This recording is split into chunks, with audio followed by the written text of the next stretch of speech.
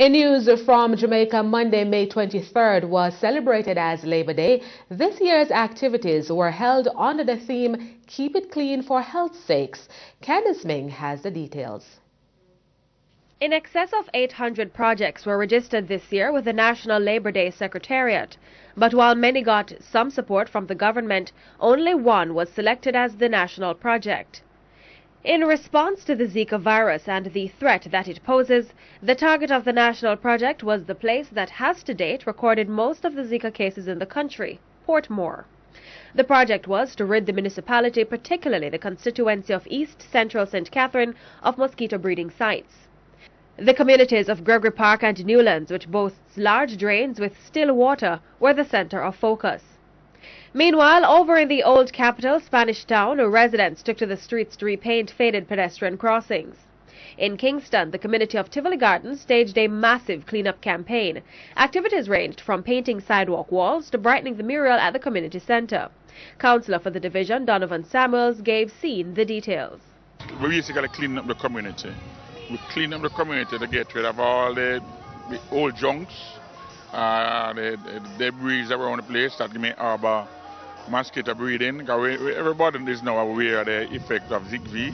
We're really trying to, apart from beautifying the place, ensure that we prevent the Zika affecting people. And the National Housing Trust took their Labor Day project up a notch with a competition in the Golden Heights community of Denham Town. The Golden Heights cleanup competition is a part of a series that the NHT did jointly with the Ministry of Health and the Ministry of Local Government. The project here is endorsed by, of course, the Member of Parliament, Honourable Desmond McKenzie. Basically what we did was, first we worked with the Ministry of Health alongside the communities, for the communities to be put in a position to be able to identify possible places that could breed Zika mosquitoes, which cause not Zika mosquitoes, but mosquitoes which cause the Zika virus. What we did after was the community went out, they identified, and then they came up with a project which they thought would galvanize the whole community to clean it, maintain it, and live it. Everybody came out, from the children, the adults, the not so young. It was fun. And of course you have awards. Local Government Minister Desmond McKenzie says despite concerns that Labor Day's significance has dwindled over the years, that was not reflected this time around. He says a perfect example is his constituency of Kingston Western. Right across the constituency, in almost every community, there is activities taking place. As a matter of fact, we started here from Thursday. And it is clear that we're going to have to continue beyond today.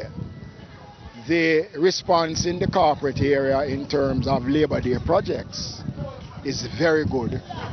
The overall in excess of 800 projects has been registered with the National Labor Day Secretariat. And I know that there are a significant amount of other projects that was not registered with the Secretariat. So it would be fair to say that despite one and two hiccups in the early start, that today's activity, and we're halfway through the Labor Day activity, has been a tremendous success. Candice Ming for CEEN Caribbean News. Meanwhile, the government is rubbishing claims, that's the Jamaican government, rubbishing claims that it acted unfairly in awarding monies for the Labor Day projects. General Secretary of the People's National Party, PNP, Paul Burke, sent a letter to Prime Minister Andrew Holness complaining about what he described as the unfair distribution of funds.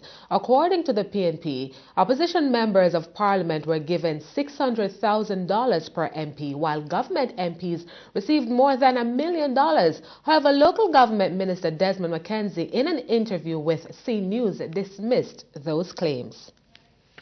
I was a member of Parliament in the first instance for 4 years. During that time, I didn't get 1 cent from government from Labor Day. The money that I got for Labor Day came out of my constituency development fund money. There was no other allocation that I know of that was given for Labor Day. So I don't know why we're making an issue out of something that there's no need to make an issue out of. Mr. Mackenzie knows that the PNP has no basis on which to lodge such a complaint. That's why we really can't go much further. And that's why we have this kind of a divisive political process, because I don't think they can speak about sharing. You know, they can't speak about that. So let us not really go there. Meanwhile, there were some concerns about the selection of the National Labor Day project being politically motivated. Addressing the issue at the ceremony to launch a national project, Culture Minister Olivia Babsy-Grange made it clear that was not the case. Communities were selected by the National Planning Committee, and the National Planning Committee is made up of ministry and departments and agencies of government, in addition to private sector and NGO and CBO organizations. So this National Labor Day project was not selected politically, but it was selected by the committee, recommended to me, I took it to Cabinet, and Cabinet signed off on it.